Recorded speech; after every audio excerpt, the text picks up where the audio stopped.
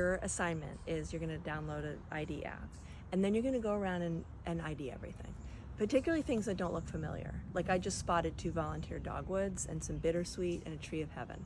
Okay, so you don't want any of those things where they were. Also the mulberry over there, the ivy. Like I think, you know, you got to be very familiar with what you have and the potential threats. Not that dogwoods pose a threat, but they don't belong here. And so that's the first thing. And then you're going to do the sprinkler head kind of map or whatever.